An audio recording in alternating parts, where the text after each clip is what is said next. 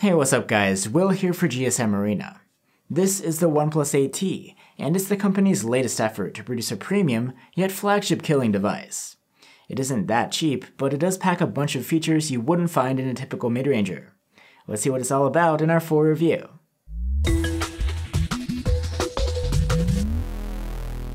The OnePlus 8T is a premium mid-range device with flagship level specs, and it has a gorgeous looking design.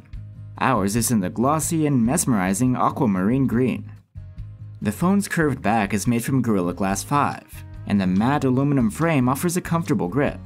Gorilla Glass 5 also covers the front display.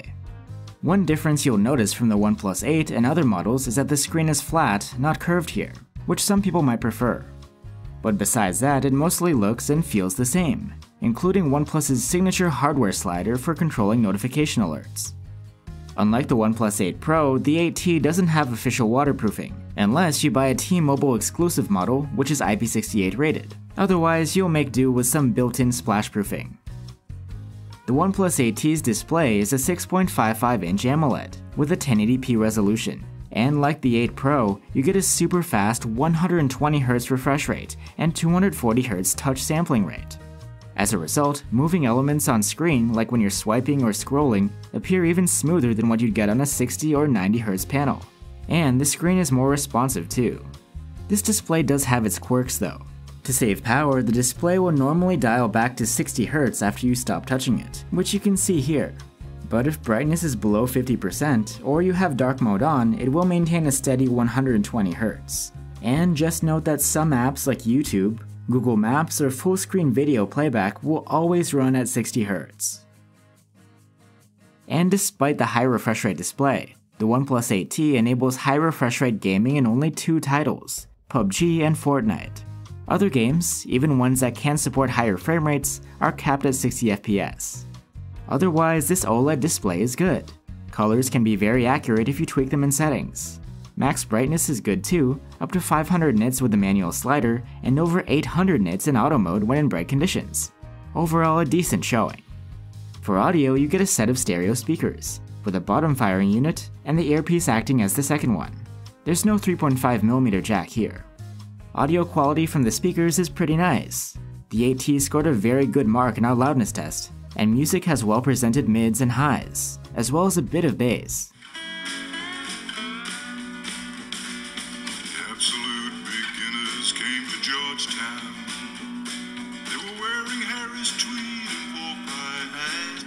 Waking up and unlocking the phone is done with an under-display optical fingerprint reader. It's super fast and responsive to your touch. And like other OnePluses, the 128 or 256 gigs of onboard storage aren't expandable, but at least it's of the new, faster UFS 3.1 variety. Now onto the interface, which is quite a bit different from what we've seen before. It's OnePlus's new Oxygen OS 11 based on Android 11, which we haven't even seen yet outside of the Pixel phones. Android 11 brings plenty of new features, but even with those aside, you can see that OnePlus is going for something different from stock Android here. It's weird because that's something that's always been celebrated about their phones. The interface looks and feels more like Samsung's One UI than stock Android actually. A lot of the UI elements have been shifted toward the bottom half of the display to be easier to reach. Meanwhile, the space at the top of the screen is used for large headings or titles. The same design language is used across several of OnePlus's first-party apps. But there are still plenty of Google apps here too, like Phone and Messages. OnePlus has also slightly altered how dark mode works here. You can set it to be on permanently, or to come on according to a schedule. And another new feature is that you get an actual always-on display here. Previous OnePlus phones had one that was sometimes on. You can put this on a schedule as well, and there are a bunch of customizations, including some artistic ones. The OnePlus 8T is equipped with a Snapdragon 865 chipset, just like you'd find on the OnePlus 8 and 8 Pro. It's not the latest and greatest hardware anymore, but still flagship worthy. Performance is excellent across the board, thanks to not only the powerful chipset, but the fast storage and memory too. Not only do the interface and everyday tasks run buttery smooth, but the heaviest game titles do too. Battery life is pretty great as well. The OnePlus 8T has a 4500 mAh battery, and with it was able to score an excellent 104-hour endurance rating in our proprietary tests. One way in which the OnePlus 8T pushes things to the next level is with its Warp Charge technology. It comes with a huge 65-watt adapter. With it, we were able to charge the OnePlus 8T from 0 to an incredible 94% in half an hour. The OnePlus 8T's camera setup consists of a 48-megapixel main camera with OIS, a 16-megapixel ultra-wide-angle cam with an extra-wide field of view, a 5-megapixel macro cam, and a monochrome sensor. You don't get a telephoto like you do on the OnePlus 8 Pro. The main camera saves 12-megapixel photos by default, and these are pretty good, with excellent contrast, punchy, saturated colors, and wide dynamic range. There is enough detail, though complex details could be better, like in foliage for example. Sharpness isn't ideal either, with a hint of visible softness. 48-megapixel photos taken from the main camera look much the same, except they have a larger file size. Even though there's no telephoto cam, the OnePlus 8T can achieve 2 times lossless digital zoom. It does this by cropping the 12-megapixel center of a 48-megapixel photo, and the results are really nice. You get superb contrast and wide dynamic range, and the same level of sharpness as the regular unzoomed photos. Portrait shots from the main camera turn out quite pleasant, with more than enough detail and proficient subject separation. The colors aren't very realistic though.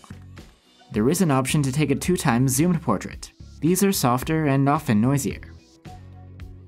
16-megapixel ultra-wide photos are softer than the ones coming from the main camera, and the noise levels are a bit higher. We do like them though. Detail is okay, and these photos fit a lot in the frame, even more than the OnePlus 8. Plus they have great contrast and dynamic range, and the distortion correction does a really nice job.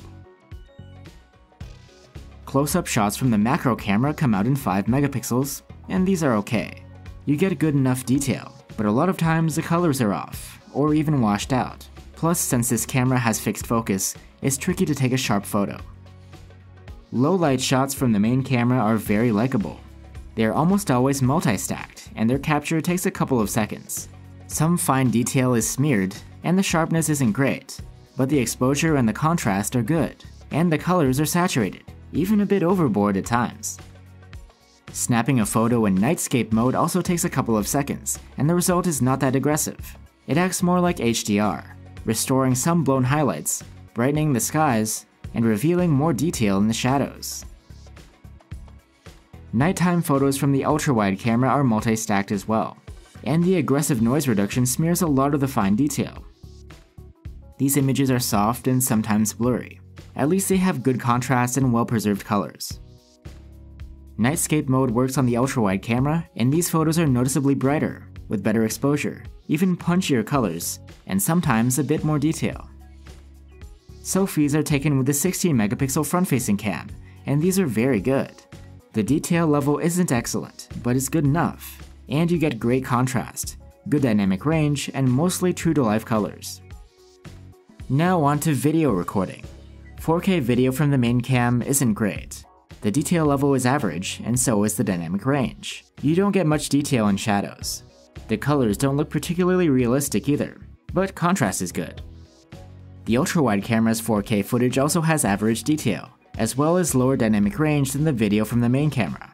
Colors are again unrealistic here. Electronic stabilization is always on, and it does a decent job of smoothing things out. Finally, the OnePlus 8T adds a new video portrait feature in 1080p resolution. It uses the main camera and creates a decent looking blurred background behind your subject. So that's the OnePlus 8T. You get a gorgeous looking glass design, a super high refresh rate AMOLED display, nice stereo speakers, flagship grade performance, a versatile camera setup, and a sleek user interface. Not to mention the excellent battery life and lightning fast charging.